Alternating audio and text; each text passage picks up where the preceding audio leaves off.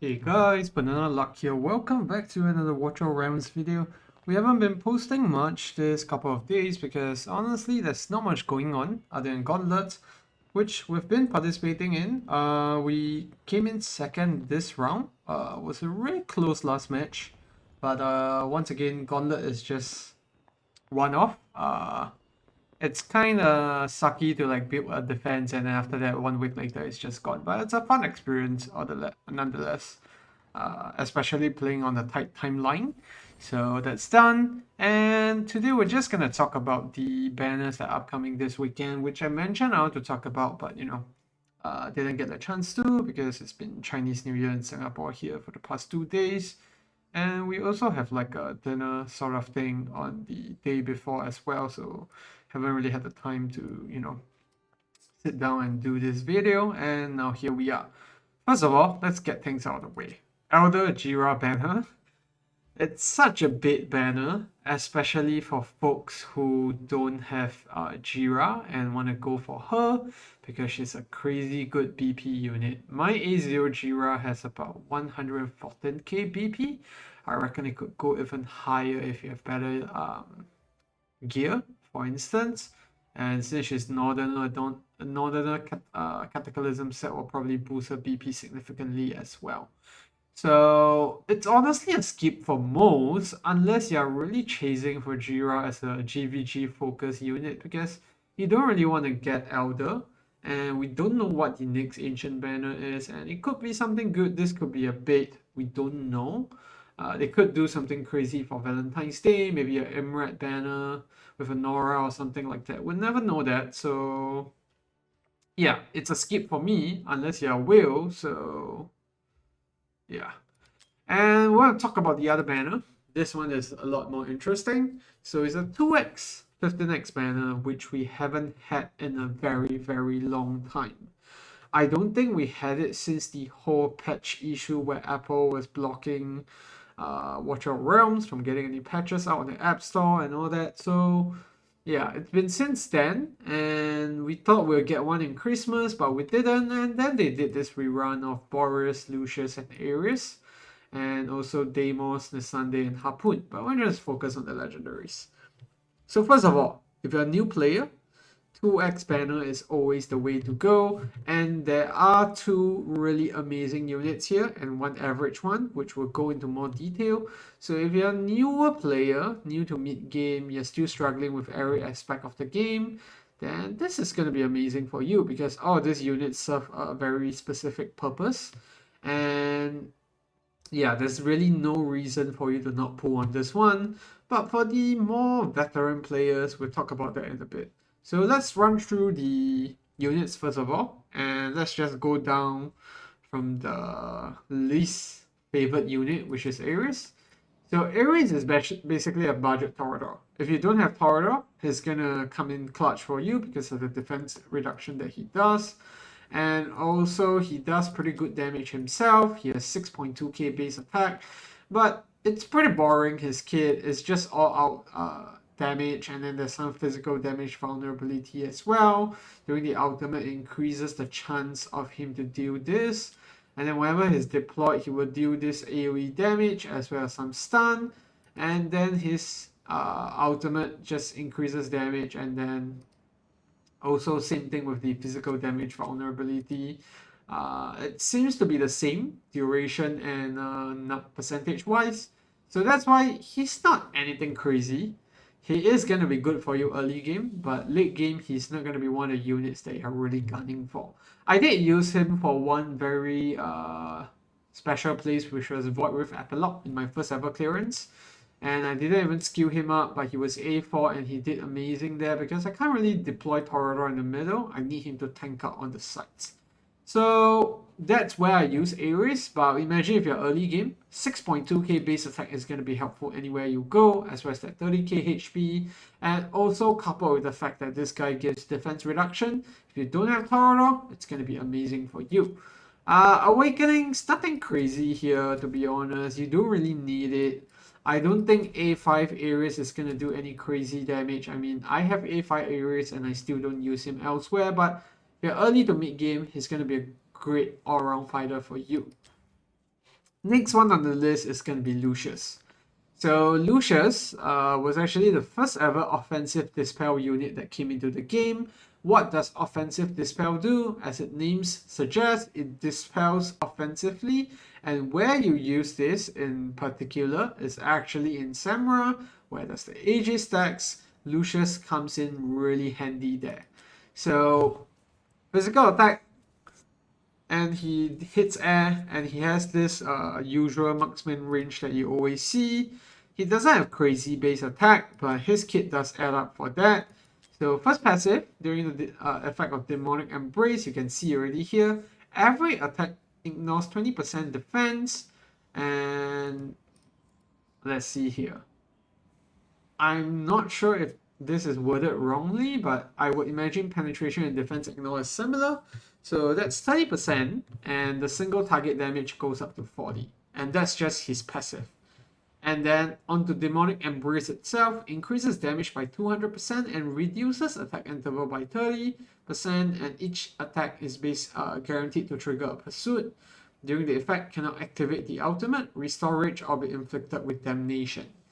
And then last passive, when attacking elites or bosses, trigger chance for pursuits increases by 15% and basic attack restores 12 extra reach. So before we even go into that, I forgot to actually run through his passive. All this will add up eventually for you. After every basic attack landed, there's a 25% chance to launch a pursuit, which is like a follow-up attack, which deals 80% damage. And every 2 pursuit triggered inflicts the hero with a stack of damnation. So when he reaches 5 stacks, that's how he triggers Demonic Embrace for 20 seconds, and that clears his rage. So it's a 25% chance for it to be triggered, and it's very RNG dependent.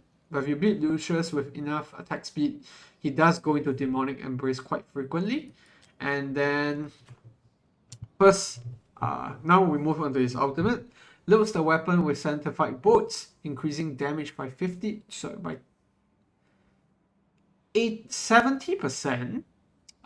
for 20 seconds. Sorry, no, it's 30% increased damage for 20 seconds, and then basic attack and pursuits deal an extra 150% damage one time, and then next basic attack dispels up to 5 buffs from the targets upon hit. When activated, dispels all damnation inflicted, and the hero won't be inflicted with damnation during the ultimate. So it's like a vice versa thing. Wherever he does his ultimate or Demonic Embrace, he's just going to stop everything, and he's just going to be focused on that mode for a while.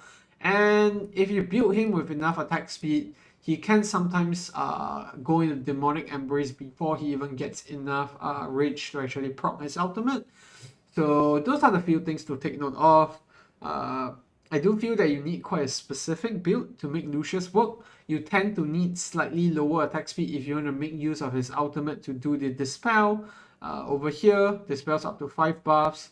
But the most of his damage actually comes from Demonic Embrace, because you can see reduce attack interval, increase damage, and also the penetration or defense ignore over here, and also the increase in single target damage. Whenever he does his ultimate, you can see the drastic difference here. He really wants to be in Demonic Embrace whenever possible. He has pretty good awakenings when we talk about, damage output. So first one increases pursuit damage by 25%. That's pretty straightforward. It's a very important part of his kit. A2 is extra flat attack, always nice for a unit with a low base. A3, during the ultimate, pursuit inflicts stun and also gives damage reduction. Kind of handy, but I wouldn't say in Samra, because most of the time you don't really need the stun anymore during the ultimate, and also damage reduction is really sort of covered by the likes of Volca, Init, or Alistair. So yeah. And then A4 extra damage for him, and then A5 during Demonic Embrace deals damage each time, increases attack by 2% up to a maximum increase of 36%. So he straight up gets 36% attack increase every time he goes into Demonic Embrace, because he's gonna whip out 18 attacks pretty quickly.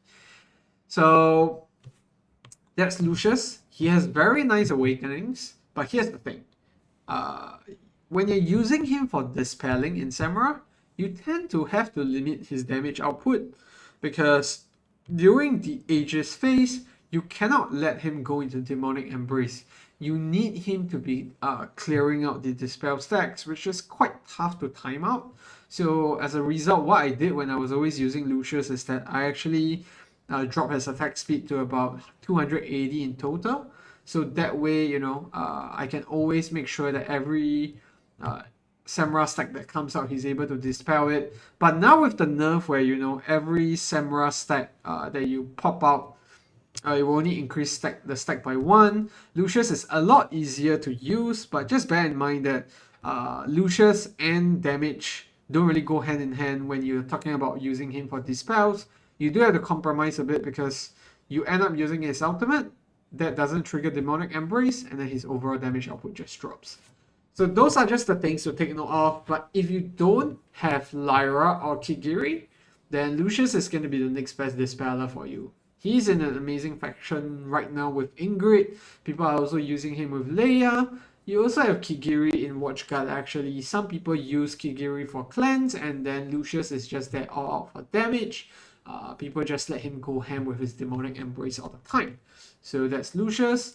And then the last one, Boreas. Boreas was Ingrid before you guys joined the game. If you guys didn't see Boreas at his pick, because this guy was a menace in AoE Arena even at A0. He had crazy AoE, he had way more damage, and basically to get him to his pre-nerf phase, you need him at A3 because they dropped Frozen Purification's damage by 50% when the nerf came about. So yeah, Boreas is amazing. He's going to be helpful in every single gear rate. For gear rate 1, he can take you all the way up to stage 21. Same thing with gear rate 221. He's going to be able to solo all the waves that come along. Gear rate 3, not so much soloing of anything, but you can use him to actually take up the big swarm of mobs on the left side because he's an Esotericist mage and they don't deal reduced damage like the Cultist mages to air units.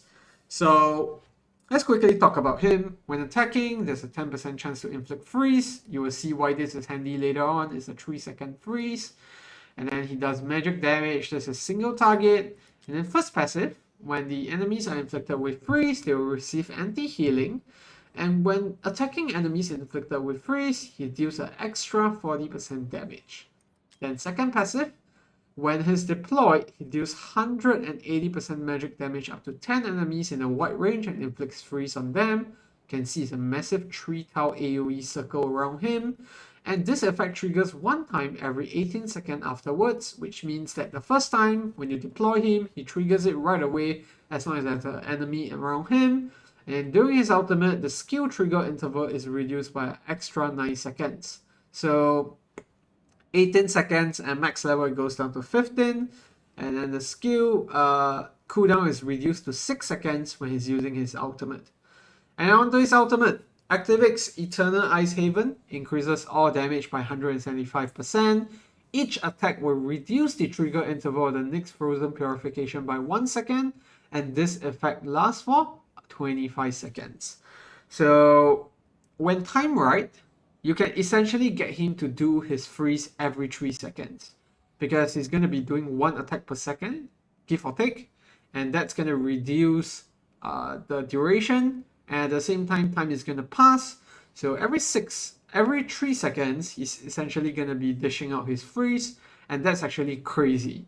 If you see Boreas in GVG, if you don't dodge his Eternal Ice Haven properly before he does his ultimate, he can basically freeze you for a crazy amount of time because here's the caveat here. If you activate his ultimate just after he does his Frozen Purification, that is gonna set his, ultimate on a very long duration. So the skill trigger interval is reduced by an extra 9 seconds. I'm not sure how it works exactly, but from what I've experienced, triggering it after his freeze is gonna put the ultimate, the Frozen Purification to still be on 18-second cooldown, and only after the 18 seconds has passed, that cooldown has passed, only then will he get that reduced interval. At least that's what I've always been feeling. And the best way to utilize Boreas is really right before his frozen purification comes off cooldown. You actually do his ultimate. That's going to line up perfectly for you. And if you caught my Gear Rate 121 video, it was about 7 autos after the first frozen purification, where you can time it in such a way that he will cast frozen purification immediately after his ultimate. So those are just some things to note with Boreas as to how to maximize his damage. But it's going to be a great unit all around for many people. And then there's things here like during the ultimate, trigger chance of the hero's talent increased by 40%, so it's a 50% chance to freeze, extra flat attack, and then this is going to bring him to his pre-nerf days, extra rage regen, and then A5, the most disgusting talent of all, extra 10 seconds on his ultimate duration, which is what makes Boreas such a menace in GVG, especially if you're packing him with a Cyrus team. So yeah, in case you guys haven't realized what Eternal Ice Haven does here, right?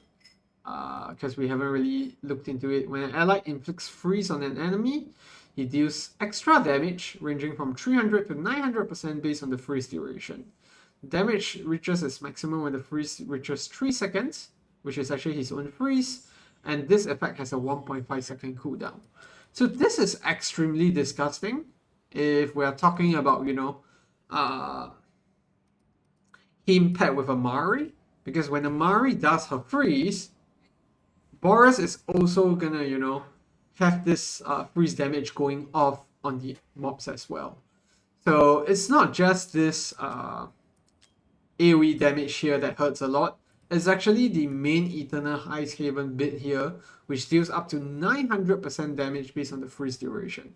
And Boreas himself has a 3-second freeze duration. Other units maybe 1.5 seconds, 2 seconds or so. But all those damage is going to add up, especially when you're using a full comp in GVG that uses freeze.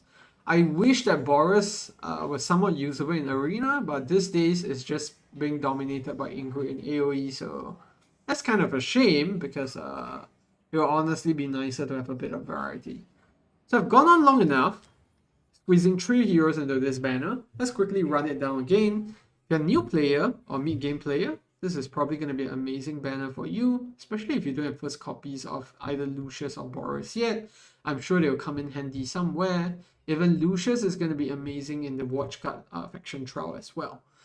But if you're late game and you're dry on summons, then the next thing that you have to take note of is that Valentine's Day is coming up in 2 weeks. We have no idea whether what units will be coming, how many limited banners there will be. Would they do 2 limited banners again, or you know, would they do just one? And would the one limited banner be actually a hero that's very OP? We want to pull multiple copies of that. Those are just the things that you want to, you know, consider.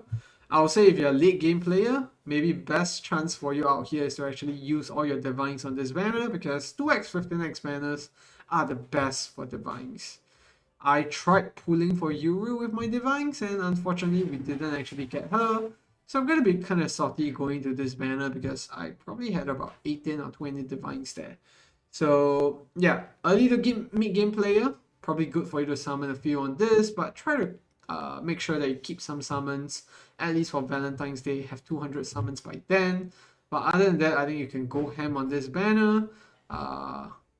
Get a chance to actually get Boreas or Lucius. The 2x rate is definitely going to help in getting some of these units early.